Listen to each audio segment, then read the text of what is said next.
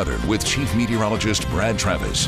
Going to start you off with the radar because that's the most pressing thing right now. Broken area showers and thunderstorms. A bad situation out there tonight because not only do we have an area of concentrated high wind with the tornado, but if you live in DeKalb County, specifically Fort Payne, we're watching this storm very, very closely. It's this one on the west side of town. The rotation's increasing within this. Try to grab a burger and a ribeye and a hot dog if I can before we get to 6. We're all hungry here in the studio now. Glad that he's got some shade because it was the hottest day, according to the Weather Service. They said it was the hottest day, the hottest September 13th, I should say, in 111 years. I've been here 22 years and I've never seen it reach 24 feet. So this is historic, folks. Homes are completely underwater on roads that are flooded. We have numerous severe thunderstorm warnings still along this line, along Highway 72, but we really drop off in any warnings as we get down here to the south. Owens Crossroads.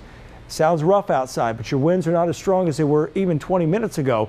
And same thing down towards New Hope. Just a lot of heavy rain and street flooding. Lacey's Spring, Morgan City, Somerville, Falkville, Hartselle, down southeast of Speake. This is all becoming a heavy rain event for you, and it will likely continue through at least 10 o'clock tonight and maybe even longer than that. So what's happening is the storms are basically laying down, dropping southeast, and the upper level winds and everything that went to produce the severe weather is now quickly moving to the northeast of our location. So the big view here shows where the severe weather is occurring right now. It's along I-65. We have a similar storm to what moved in from Mississippi around here earlier and created all the damage and unfortunately the 2 fatalities. It is right here south of Birmingham, almost equally distant from Birmingham to Montgomery, and that is going to continue to track towards Talladega. That will not impact our viewing area, and it will be in the Atlanta area probably about 2 o'clock in the morning. I want to show you the satellite perspective here,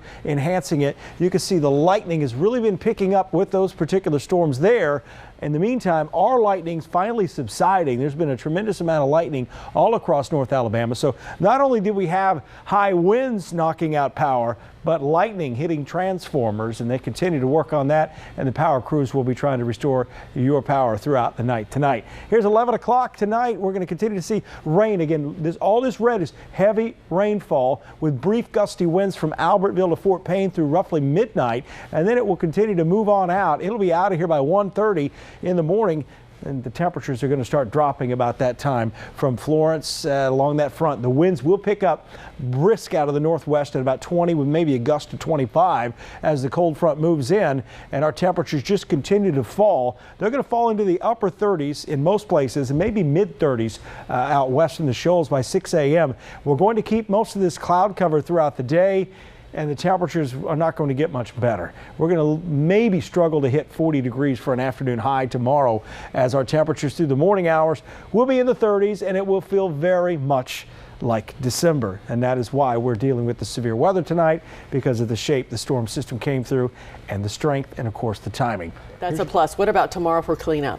It's just going to be cold, breezy, cloudy, and just not miserable. Miserable, especially if you're out there cleaning up. It will your be own miserable. home. A lot of folks putting tarps on as we speak. Yeah, the rain ends tonight, but then it gets cold, so gotta be careful. Just adding.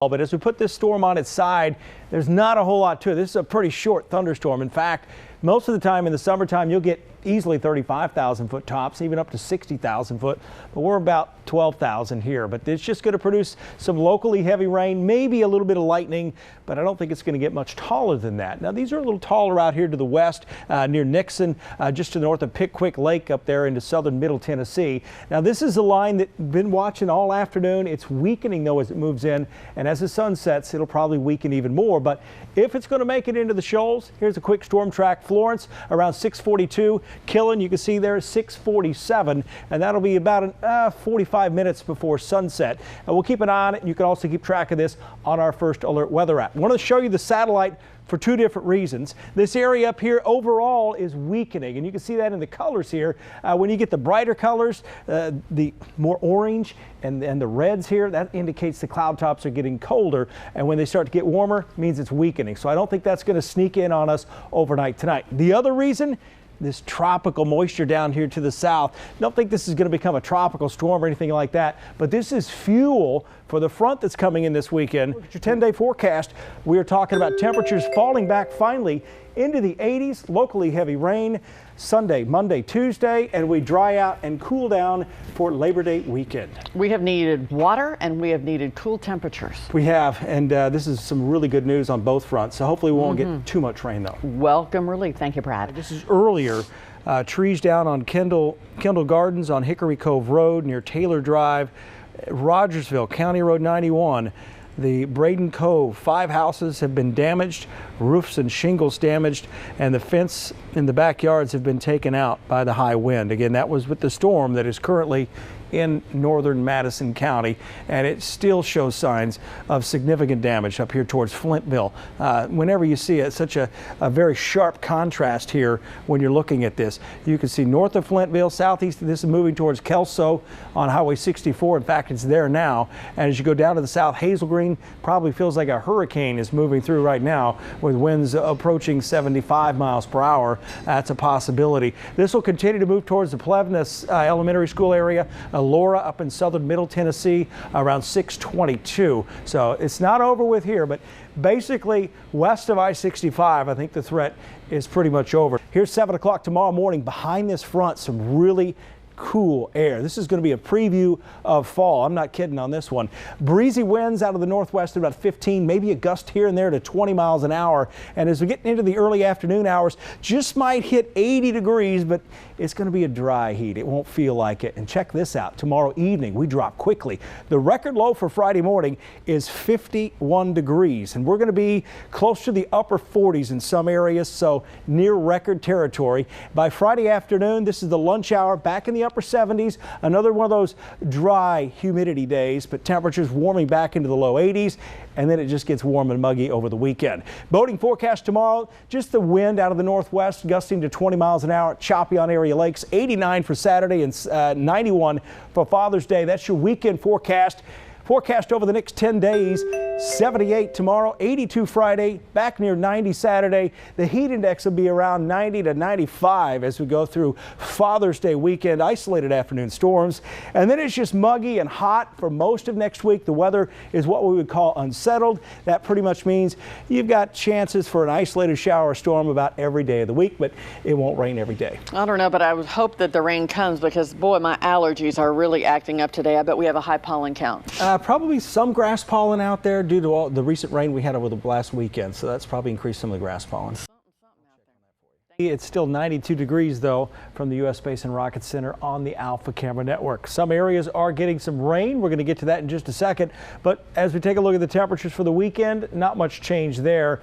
And I don't think we'll see any significant rainfall again tomorrow, but there are some areas that may pop up with some showers and storms like we had today. The bigger story here are these other numbers. Near record high tomorrow, a record again on Sunday. We had a record today in Muscle Shoals. Yesterday the record was in Huntsville. So it's just hotter than it should be, and it's going to be this way into at least Wednesday of next week. Take a look over here northeast Alabama. Some isolated pop-up heavy downpours. We had one strike of lightning in the last 35 minutes. Haven't had anything in the last 20 minutes.